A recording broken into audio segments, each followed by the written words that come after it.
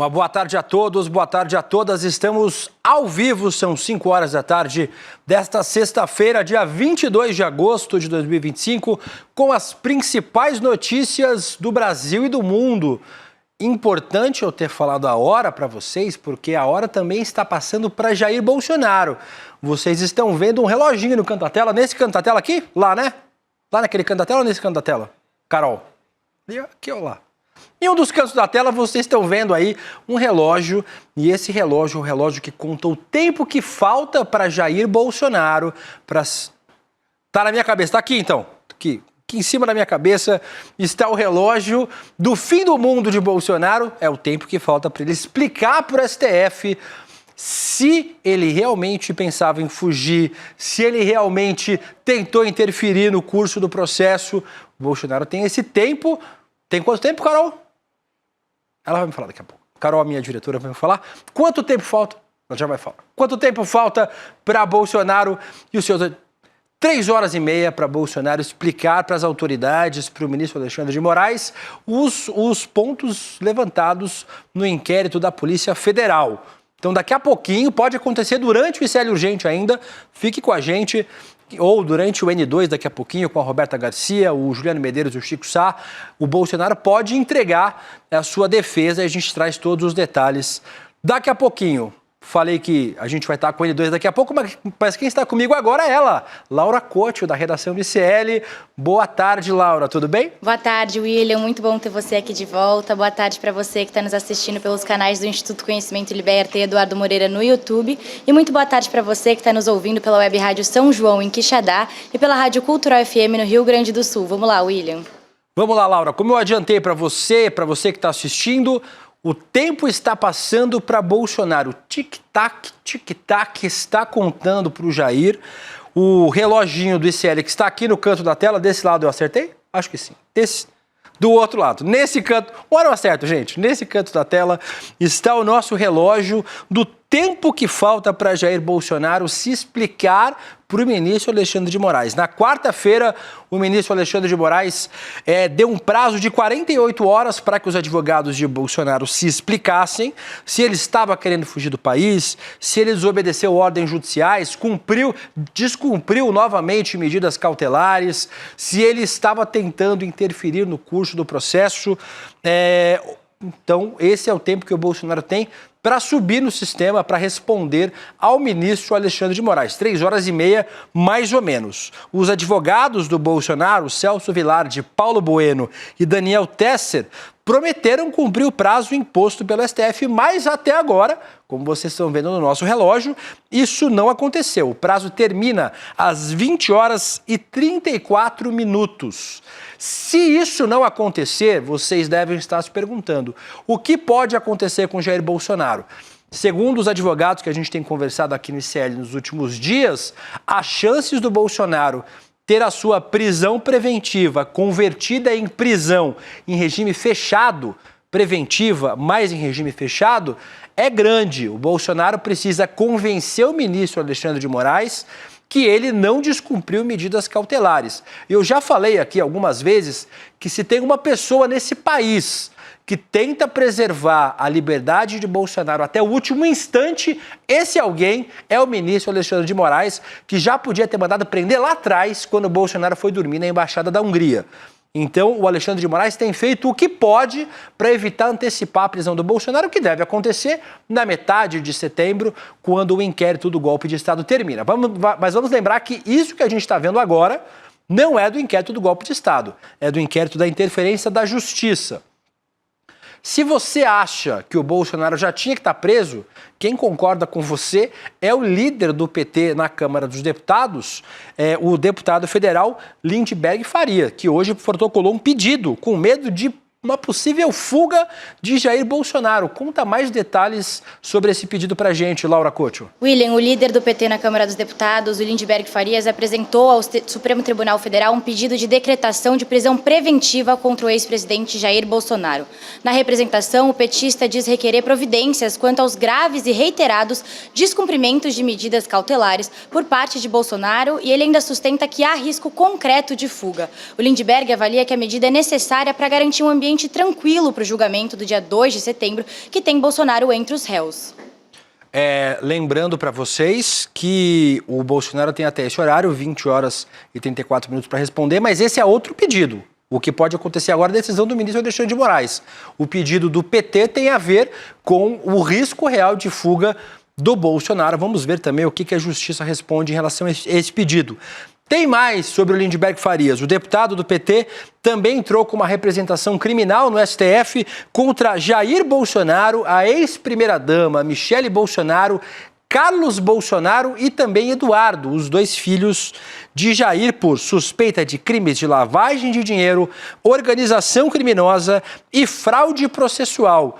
Esse pedido do Lindenberg foi feito após a Polícia Federal identificar que o ex-presidente, agora em prisão domiciliar, recebeu 30,6 milhões entre março de 2023 e fevereiro de 2024. Você recebe essa quantidade de Pix, Laura Couto? 30,6 milhões entre março e fevereiro? William, não recebo, infelizmente, mas o deputado Lindenberg Farias também pediu ao STF o bloqueio de bens de Bolsonaro e dos familiares, além da quebra de sigilo bancário, fiscal e telemático.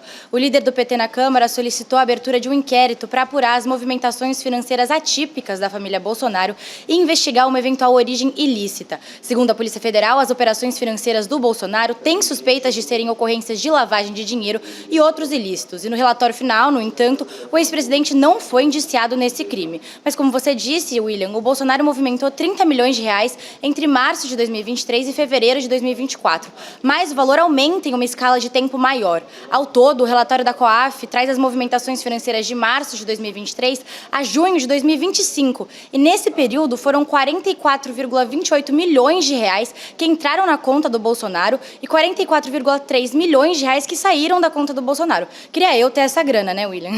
Laura, infelizmente eu também não recebo essa quantidade de Pix na minha conta e minha movimentação é bem mais discreta do que a movimentação da família Bolsonaro. Ainda falando sobre a família, para você que está assistindo, lembrando, tá vendo o reloginho aqui no canto, é o tempo que o Bolsonaro tem para entregar a sua defesa em relação a essa tentativa de fuga para a Argentina, a interferência no processo. A gente vai acompanhar se o Bolsonaro e seus advogados vão entregar logo mais essa defesa, senão o Bolsonaro pode ir para a cadeia, logo menos, antes do fim do processo. A gente vai continuar acompanhando. Mas falando neles, de acordo com uma matéria do Globo, o ex-presidente articulou um projeto para alterar o regimento da Câmara dos Deputados e permitiu uma licença maior para o seu filho, o Eduardo Bolsonaro. O papai queria fazer uma mamata na Câmara dos Deputados para salvar o mandato do filho. A proposta articulada pelo Jair chegou a ser protocolada, mas não foi votada. Também foi cogitada a possibilidade do governador de São Paulo, Tarcísio de Freitas, dar um cargo ao Eduardo. Agora vai ficar um pouco mais difícil, né? Depois das declarações dos áudios, das mensagens reveladas de Eduardo Bolsonaro para Jair em tom muito desairoso em relação ao governador de São Paulo, acho que vai ser um pouco difícil o Eduardo conquistar um carguinho aqui no governo de São Paulo. Me parece que essa possibilidade foi com Deus, foi jogar no Santos. A licença do filho 03 venceu no fim de julho e não pode ser prorrogada. Com isso, ele voltou a exercer o mandato mesmo sem comparecer à Câmara e está sujeito a uma punição por faltas. A gente falou aqui no ICL nas últimas semanas que o número de faltas necessárias para fazer com que o Eduardo perca o mandato é muito alta pelo número de sessões. Então, provavelmente, por esse caminho, Eduardo Bolsonaro consegue manter o seu mandato até o fim do ano que vem. Então, se a Câmara quiser caçar o Eduardo, vai ter que buscar outro caminho, senão isso não vai acontecer. Ainda falando sobre ele, o Eduardo Bolsonaro provocou um racha. Falei aí para vocês sobre o Tarcísio de Freitas, que foi citado em vários momentos pelo Eduardo Bolsonaro. Este aqui, o Eduardo Bananinha, que está nos Estados Unidos, mas ele está promovendo um racha com outros nomes da extrema-direita também.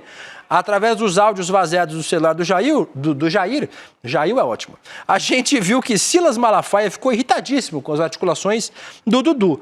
Tanto é que não foi só por meio das redes sociais que Eduardo Bolsonaro respondeu a Silas sobre o áudio em que o pastor o chamou de babaca.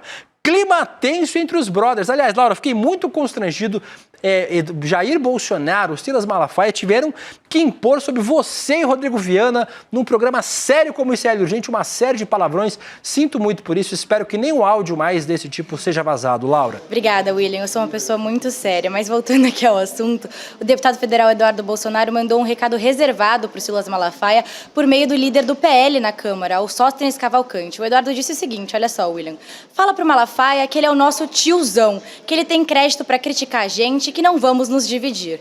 Já o pastor Silas Malafaia afirmou que o tom elevado dos áudios, eu não diria tom elevado, mas tudo bem, divulgados pela Polícia Federal, faz parte do seu estilo e que ele fala escrachado com aqueles que ele tem um relacionamento de amigo. Eu não falo assim com os meus amigos, William, eu não sei você. O Malafaia ainda alegou que ele é um aliado e não um bolsominion. Eu não falo assim dificilmente com quem eu gosto. Não falo com o meu pai, como o Eduardo Bolsonaro fala com o Jair, não falo com os meus amigos e sobre os meus amigos, como o Silas Malafaia falou em relação ao Eduardo. Não sei que tipo de amizade é essa, mas é o tipo de amizade que a extrema-direita tem, uma amizade um pouco tóxica. As relações familiares e as relações de carinho são meio esquisitas na extrema-direita. O Darth Vader e o Luke Skywalker têm uma relação mais amistosa entre pai e filha do que Jair e Eduardo. Mas ainda falando sobre os palavrões, além deles, dos xingamentos, das baixarias, as conversas de celular do Jair Bolsonaro revelaram diversos incômodos entre medalhões, nomes populares da extrema-direita. Vale destacar as críticas de Eduardo Bolsonaro ao Nicolas Ferreira, que é considerado aí um grande nome, um grande expoente da extrema-direita. Entre as mensagens compartilhadas com o pai, Dudu questiona uma suposta tentativa de Nicolas se descolar da imagem de Jair Bolsonaro. Vamos ver as imagens aqui na tela? O que disse o Eduardo nas mensagens trocadas. Divulgar manifestação na Avenida Paulista, 0. Divulgar palestra em Curitiba, vale até repostar o Silvio Grimaldo. Jair Bolsonaro está em BH. Já veremos na prática a arte de colar no Bozo para depois descolar do Bozo. Tem mais uma mensagem do Eduardo. Vamos ver a próxima.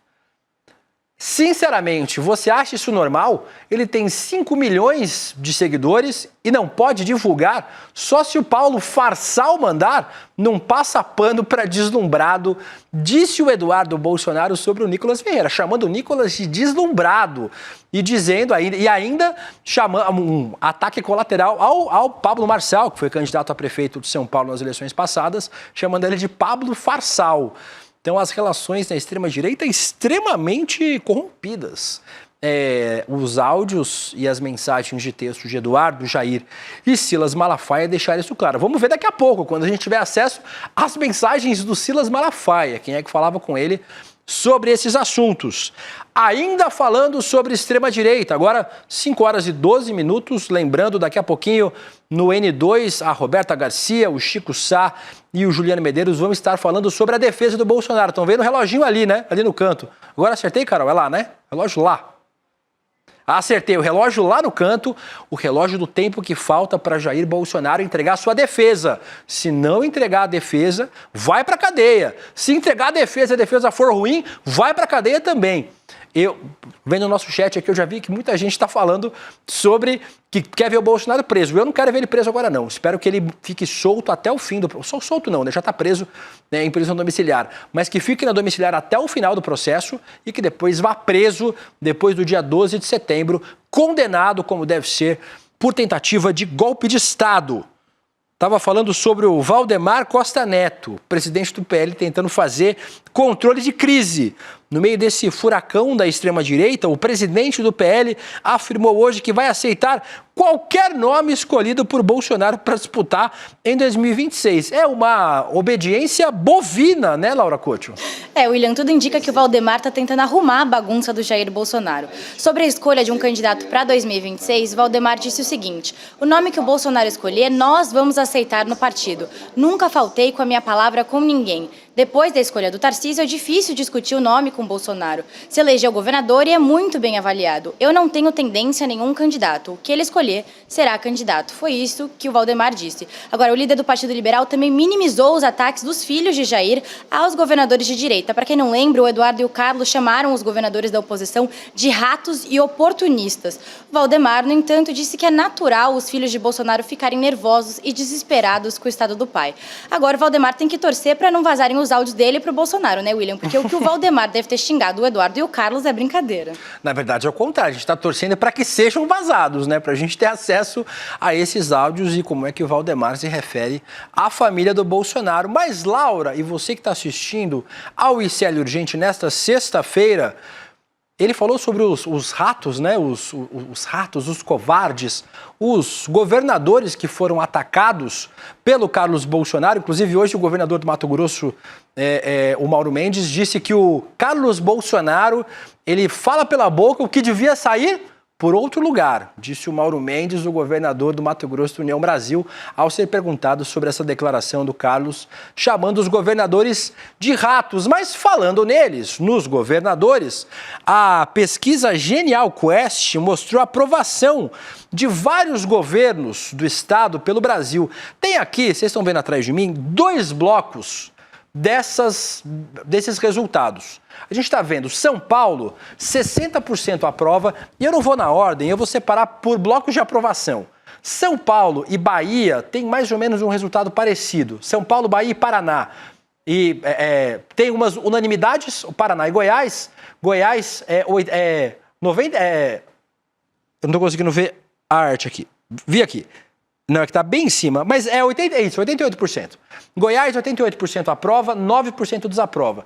Paraná, a gente tem 84% aprova, 12% desaprova. São quase unanimidades aqui os governadores de Goiás e do Paraná. Ratinho Júnior, presidenciável, e Ronaldo Caiado, também presidenciável.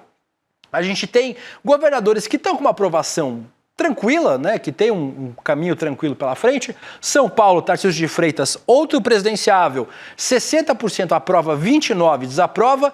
Bahia, que Jerônimo Rodrigues, 59% aprova, 33% desaprova. Governadores que até que têm um caminho tranquilo. Quem já está com mais problema aqui é Minas Gerais e Rio Grande do Sul, mais 2 presidenciáveis. Estão vendo aqui, Minas Gerais, 55% aprova, 35% desaprova o Romeu Zema, e aqui o Eduardo Leite tem 58% de aprovação e 38% de desaprovação, o Eduardo Leite, governador do Rio Grande do Sul. E aí, os governadores que têm problema. Aqui, Rio de Janeiro, 43% aprova, 41% desaprova. Empate técnico na avaliação do Cláudio Castro, do PL, governador do Rio de Janeiro. Pernambuco, da governadora Raquel Lira, do PSD agora, de Kassab, 51% aprova e 45% desaprova o governo do Pernambuco. Então a gente tem esses 3 blocos. Quem está nadando de braçada, o Ronaldo Caiado, do Goiás, como dizem meus amigos goianos, e o Ratinho Júnior do Paraná, os governadores que têm um índice razoável de aprovação, bem maior do que a desaprovação, o Tarcísio de Freitas de São Paulo e o Jerônimo Rodrigues da Bahia. Quem tem um probleminha aí, o Romeu Zema e o Eduardo Leite, Minas Gerais e Rio Grande do Sul, e os governadores que têm problemas com a aprovação, o Rio de Janeiro e Pernambuco. E aí, a pesquisa Quest também fez uma intenção de votos para governadores. A gente vai passar rapidamente por todos os cenários trazidos pela Quest, começando por São Paulo. Em São Paulo o resultado parece bem definido. Tarcísio de Freitas para a reeleição 43%, Geraldo Alckmin do PSB 21%, vice-presidente 21%, que já foi governador 3 vezes do estado de São Paulo, e a deputada federal Érica Hilton do PSOL aparecendo com 8%, bem colocada nas pesquisas por enquanto.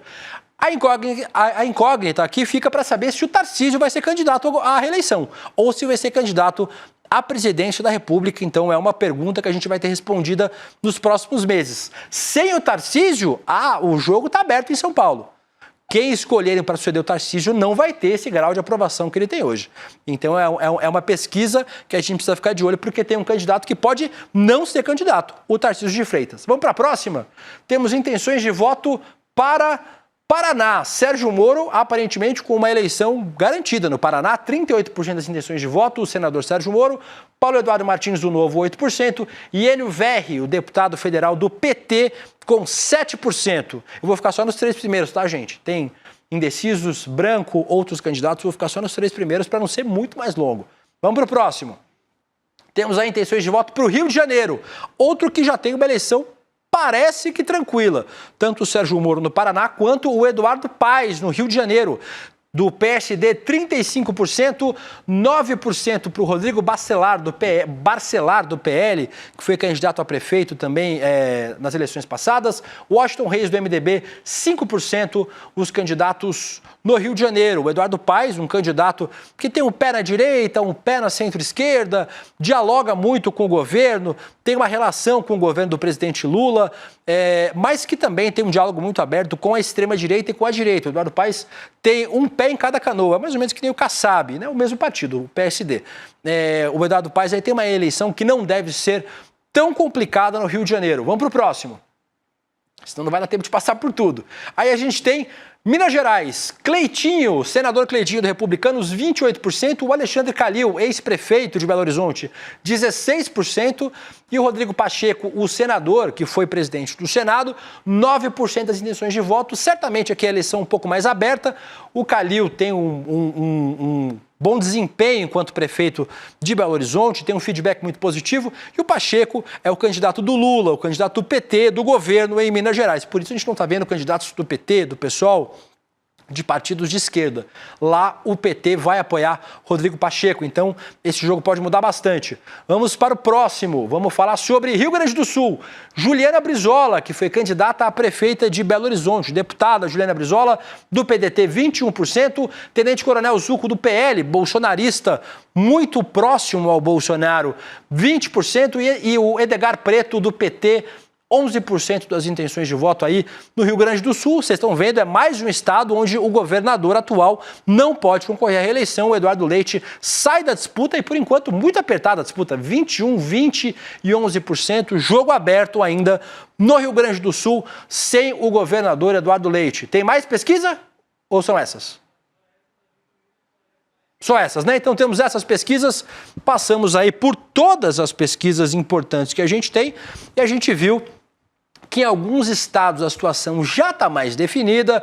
Paraná, por exemplo, o Sérgio Moro, a menos que aconteça um cataclisma, tem aí uma eleição tranquila para o governo do estado do Paraná. O Rio de Janeiro, o Eduardo Paes também deve ter uma eleição relativamente tranquila. A gente não trouxe as imagens aqui, tem de Goiás também, onde a disputa também está equilibrada. E a gente tem a Bahia, onde o Jerônimo Rodrigues, o governador do PT, também está em segundo, atrás do ACM Neto. Então é um outro estado onde a disputa vai ser mais acirrada. E quem tem o caminho mais tranquilo, aparentemente, é o João Campos, o prefeito do Recife, que deve ser candidato ao governo do estado. 55% das intenções de voto até agora, o João Campos contra a Raquel Lira, que é a atual governadora. Então a Raquel Lira deve enfrentar aí uma derrota nas urnas nas eleições do ano que vem. Aparentemente, né? A situação muito encaminhada. Então, nos outros estados, a gente também depende das candidaturas para o Senado. Quem vai ser candidato a presidente? O Caiado vai ser candidato a presidente? O Eduardo Leite? O Romeu Zema? O Ratinho Júnior? Isso vai impactar certamente também nas campanhas para os governos estaduais. Então, vamos continuar de olho. O CL vai acompanhar as pesquisas de intenção de voto e certamente as eleições de 2026. Vou falar agora sobre Alexandre de Moraes. O ministro Alexandre de Moraes não vai poder dar aquela famosa parcelada em 10 vezes sem juros do cartão. Atingido pela lei Magnitsky, o ministro, que já teve um cartão Mastercard bloqueado também não vai conseguir usar o seu cartão Elo, de bandeira 100% brasileira. Laura Couto, eu entendo o drama do ministro. Eu já tive cartão de crédito bloqueado, sei como é triste, não foi pela Lei Magnitsky, foi pela minha irresponsabilidade financeira. Mas o ministro aí vai ter que dar o seu jeito. Agora, como fica? Por que bloquearam o cartão do ministro, Laura? William, o Moraes vai ter que viver sem cartão de crédito por hora. Depois de ter o cartão com a bandeira Mastercard, que é uma bandeira estadunidense bloqueada, o Banco do Brasil concedeu ao ministro Alexandre de Moraes um cartão com a bandeira Elo, que é nacional. Mas, ao que parece, esse cartão também tem restrições no regulamento, William. Um trecho do documento que a Elo emitiu diz que aqueles que vão usar a bandeira precisam ficar de olho em sanções. Olha só o que disse. Abre aspas, é vedado aos participantes estabelecer ou manter relação com qualquer cliente que seja ou venha a ser objeto de sanções econômicas administradas ou executadas pelo governo dos Estados Unidos, incluindo sanções ou embargos administrados pela Agência de Controle de Ativos Estrangeiros ou pelo Departamento dos Estados Unidos. Então, o Alexandre de Moraes, por enquanto, não sei como vai fazer com os cartões de crédito, William. Eu me virei, Laura. Se eu me virei ganhando o que eu ganho, e ganhando o que eu ganhei na época que eu tinha o cartão bloqueado... Vai ter que pedir umas dicas para você, né, William? Eu vou mandar um zap para o ministro Alexandre de Moraes e aí eu vou dar umas dicas para ele sobre como sobreviver. Vai ter que fazer uma aula de educação financeira, da Débora Maganha aqui. Laura Couto, eu vou me despedir de você já, vou trazer mais 2 atualizações, mas já vou deixar você antecipar o seu sextou. Então, bom fim de semana para você, boa viagem ao Rio de Janeiro. Se você vê Laura Couto no Rio de Janeiro esse fim de semana, pode pedir para tirar foto com ela, que ela estará por lá. Beijo para você, Laura. Obrigada, William. Bom fim de semana para você e todo mundo que está nos assistindo e nos ouvindo. Tchau, tchau. Obrigado, Laura. Deixa eu trazer mais 2 atualizações rapidinho, que a minha diretora Carol já falou que eu tenho que encerrar. Mas eu vou trazer 2 rápidas atualizações sobre a Carla Zambelli. Termina hoje o prazo do julgamento virtual da pistoleira dos Jardins. Já tem maioria para condenar ela por ter perseguido um homem negro pelas ruas de São Paulo, um jornalista nas vésperas das eleições nas eleições passadas, de 22. Lembrando que a Carla já tem a maioria para a condenação, faltam os votos de Fux e de Barroso. E também o Gilmar Mendes votou a favor do Robinho. Desculpa, gente. Tempo muito seco em São Paulo. Votou a favor do Robinho, um pedido que o ex-jogador de futebol pede a suspensão da pena da justiça italiana. A votação está acontecendo no plenário virtual. 2-1 por enquanto, 2 votos para manutenção e 1 para condenação. Vou ter que tomar água porque secou a garganta. Não sei como é que o Rodrigo aguenta esse programa. Vamos lá, vai dar certo. Vou conseguir terminar. Falando ainda, a gente falava muito sobre fascismo, sobre extrema-direita. Importante a gente aprender como é que a gente protege nossa democracia. Como salvar as democracias e como elas morrem. A cartilha do autoritarismo está em curso no Brasil e no mundo. E a gente vai ter aqui no ICL uma aula exclusiva com o Daniel Ziblatt às 8 horas da noite da próxima quinta-feira, dia 28. O autor de Como as Democracias Morrem e de Como Salvar as Democracias. Então teremos aqui no ICL o Eduardo Moreira junto com o Daniel Ziblatt. E para isso não precisa pagar, não precisa fazer um cadastro complexo. 20 segundos. Você faz o seu cadastro e recebe a notificação de quando a aula for começar.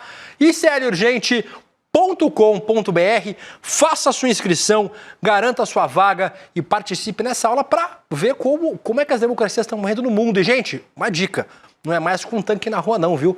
Hoje as democracias morrem por dentro. A extrema-direita, o fascismo corrói as democracias no mundo inteiro por dentro. Então faça a sua inscrição, iclurgente.com.br.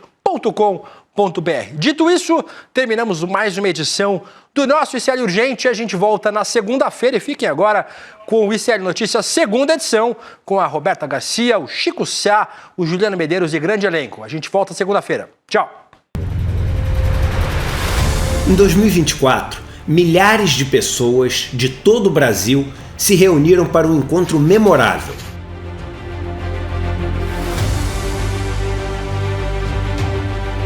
No palco, histórias incríveis. A gente está na vida para evoluir, para aprender.